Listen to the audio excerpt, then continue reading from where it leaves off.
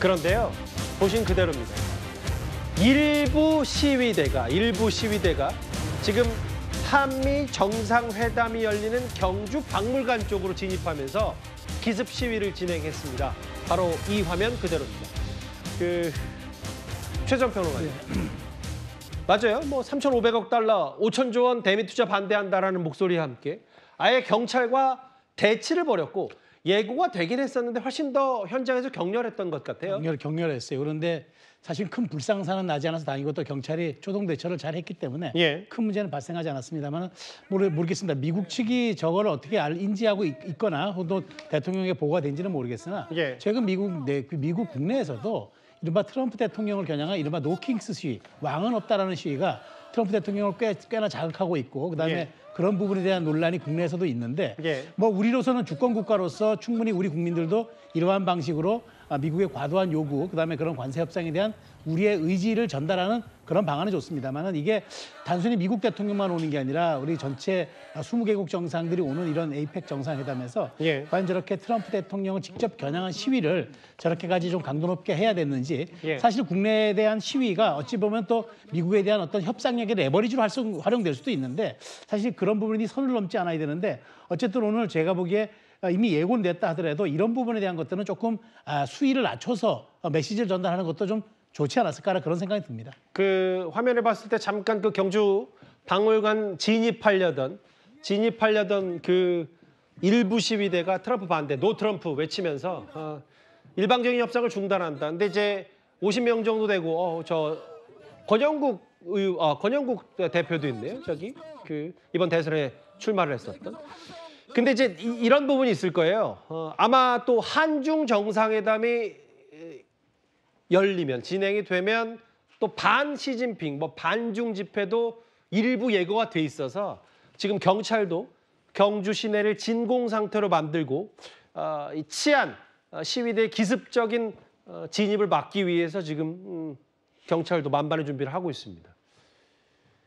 시위대 기습 시위도 그렇고요. 그런데 이제 루비오 장관, 미국의 루비오 국무장관, 바로 트럼프 대통령의 최측근 가운데 한 명인데 이 한미 정상회담을 앞두고 송영원 변호사님, 미국 현지에서 루비오 장관이 찰리 커크 과거 보수 활동가로 총격을 당한 찰리 커크가 한국 교회를 걱정했다 이런 언급을 하나 하더라고요. 뭐 구체적으로 지금 어떤 사안이라고 특정해서 얘기를 하진 않았습니다만은 사실 지난 8월 하순에 그 한미 정상회담 때도 트럼프 대통령이 한국의 교회 압수수색 건을 언급하지 않았습니까? 그런 사안들과 연결지어서 보면은 결국에는 미국의 그 핵심적인 정책 결정을 담당하는 인사들이 한국 교회와 그 상황에 대해서 대단히 많은 관심을 가지고 있고 또 이른바 마가 인사라고 불리는 그 미국 인사들이 있지 않습니까? 트럼프 대통령의 눈과 귀를 사로잡고 있다는 그 인사들이 한국의 기독교계 상황에 관해서 많은 관심을 가지고 있고 또 그런 정보들을 트럼프 대통령이나 그 주변 인물들에게 제공하고 있는 것으로 보입니다. 그렇다면은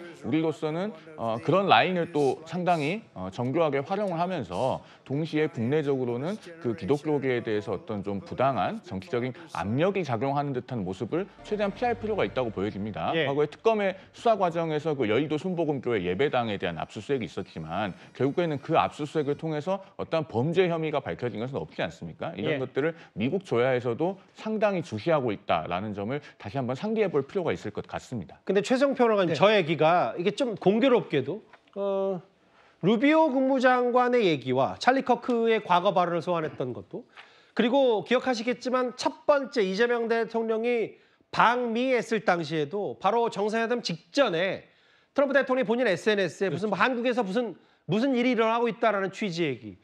모르겠어요. 이제 한미 정상이 뭔가 만나서 어떤 얘기를 주고받고 뭔가 이제 협상의 테이블에 나설기 직전에 모르겠습니까? 이제 그 트럼프 대통령 측근들 마가 이런 그 측근들의 입에서 저런 얘기가 나오는 것도 우리가 어쨌든 좀 염두에 두고 귀를 기울여야 될 것 같긴 하거든요. 그렇죠. 저것도 협상력의 일환으로 봐야죠. 그러니까 우리가 불편해하거나 미국 측이 조금 우리를 압박할 수 있는 얘기를 의제가 아니라 살짝 이런 식으로 측근들의 입을 빌려서 꺼냄으로써 사실 자신들의 어떤 우위를 좀 확인하고 협상력에서 조금 레버리지를 좀 땡기는 듯한 그런 이제 그 의도가 있다고 봐야 되겠죠. 왜냐하면 사실 이 얘기는 뭐 지금 송 변호사께서 특정하기 좀 어렵다고는 했지만 당시 그때 한 달 전 상황을 유추해 본다 그러면은 그때 이제 뭐 개신교 지도자들에 대한 압수수색이라든가 특검의 수사 이런 것들이 분명히 좀 말하자면 미국에서도 문제가 있었고 교회뿐만 아니라 그때 이제 특검은 해명을 했지만 오산 공군기지에 대한 압수수색 과정에서도 미군 측의 동의 여부를 놓고 논란이 일기도 했단 말이죠.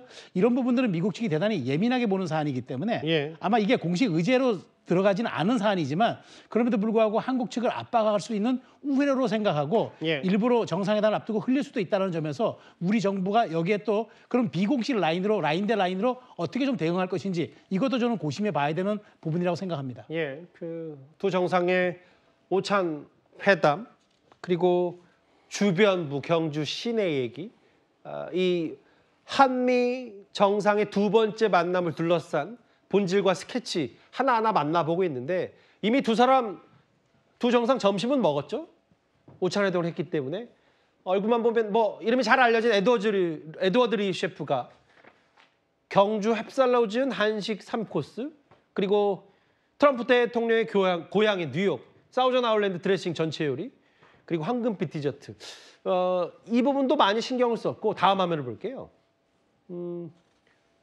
특히 이제 와인도 승부를 걸어서 트럼프 대통령 차남소의 와이너리 제품 그 김일일 대변인 그 사실은 이제 트럼프 대통령의 캐릭터도 캐릭터지만 이 트럼프 일가가 갖고 있는 정치적 영향력이 어마어마하기 때문에 이게 일본이든 우리나라든 의전과 예우에 하나하나에 신경을 좀 기울일 수밖에 없는 것 같아요. 그렇습니다. 지금 트럼프 대통령이 방한한 이 상황 속에서 특히 국빈 초청 자격으로 좀 또 방한하신 것 아닙니까? 그렇다면 우리가 할 수 있는 최대의 예우를 다 하는 것이 필요한데 가끔 보면은 이렇게 만찬주가 화제가 되는 경우가 굉장히 많습니다. 그런데 이번에 만찬주로 선택한 것이 트럼프 대통령의 차남 이 와이너리에서 나온 와인을 가져왔다. 물론 이제 트럼프 대통령은 음주를 안 하시는 걸로 유명하지 않습니까?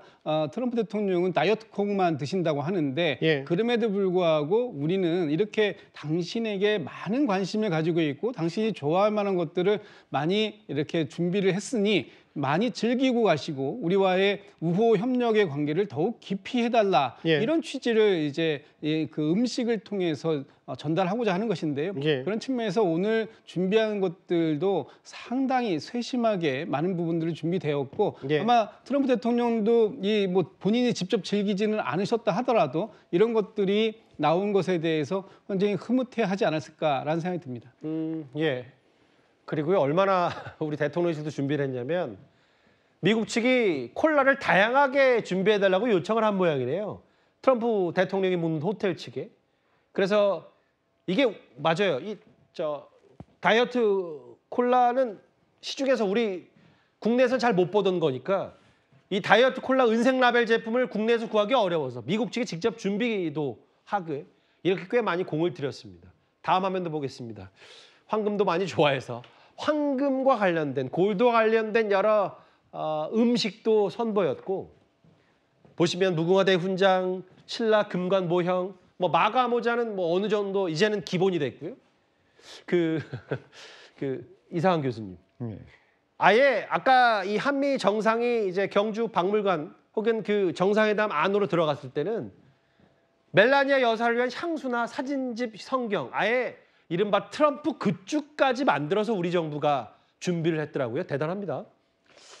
참 우리가 얼마만큼 이 협상, 특히 관세 문제에 있어가지고 미국이 전향적으로 봐주기를 바라느냐 하는 거를 우리의 성의로 다 보인 것 같습니다. 훈장 문제도 그렇고 금관 문제도 그렇고요. 물론 이제 뭐 선물 같은 거는 미국 정부에 귀속되겠지만은 그러더라도 우리가 이번 협상을 준비하면서 얼마만큼 우리의 기대, 우리 국민들이 얼마나 트럼프 미국 대통령의 그러한 양보를 바랬느냐를 볼 수가 있는데요.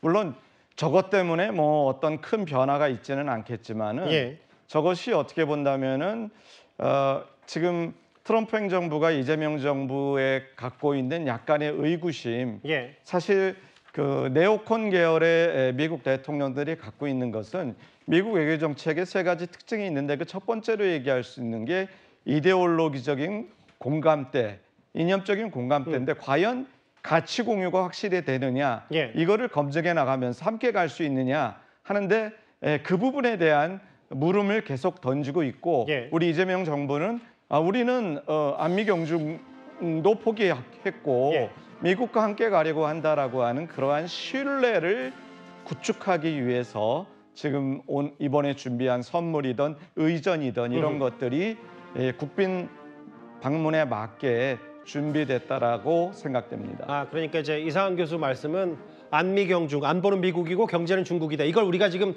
탈피하는 과정에 대한 메시지를 미국 측에 지속적으로 전달하고 있고, 다만 미국도 여전히 그 이념적 지향성, 특히 이제 공화당 중심으로 트럼프 대통령 측근들 이제 보수 세력이 많기 때문에 그런 부분들에 대한 의구심, 아마 이런 부분들이 반영이 돼서 우리도 초특급 의전을 하는데, 일단 첫 번째, 두 번째 정상회담 때 분위기는 분명히 화기애애해야 한데 관세 협상, 500조 원 대미 투자, 이 가닥을 잡기까지는 여전히 남은 길들이 많은 것 같습니다.